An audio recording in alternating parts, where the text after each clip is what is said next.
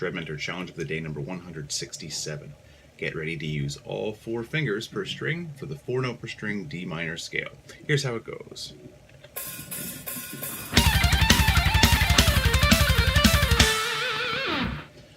So we're starting at the 6th of the scale, and I've talked about hexachords a whole bunch, but what these are tetrachords. These are 4-note scale fragments.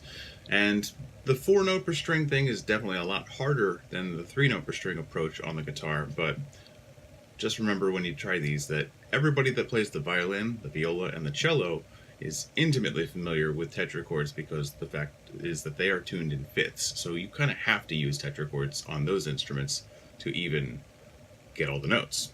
Alright, so the reason I bring that up is it's a really valid, useful thing that you can definitely do. So as intimidating as these shapes can be, and the spacings between your fingers can kind of seem at first, remember people do this all the time. So it's a matter of just getting used to it, and it's kind of a new way of thinking about your scales, and it's a much more fluid way of going diagonally across your fretboard, because ultimately 3 notes per string just pretty much gets you going across the strings at nearly the same position most of the time. Alright, so let's break down what was going on there.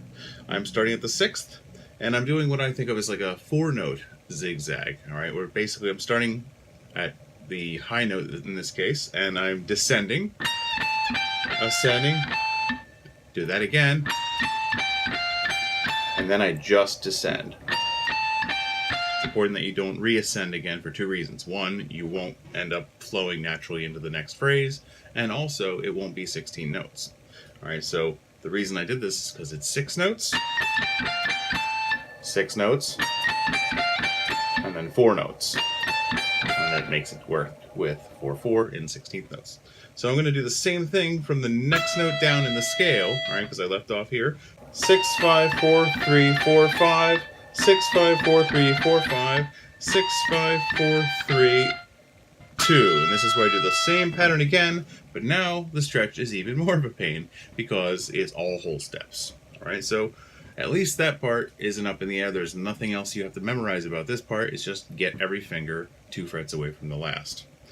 So from 17, this is your 2, that's your root, 7, 6, 7, 1, 2, 1, 7, 6, and then right here we're going to go to the 5th. So if we wanted to do it again, that's where we would do it as well. So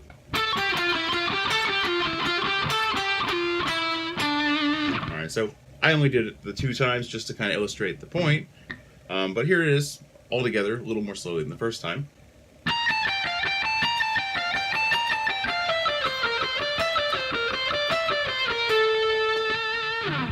Alright, you give it a try. I'll see you again tomorrow.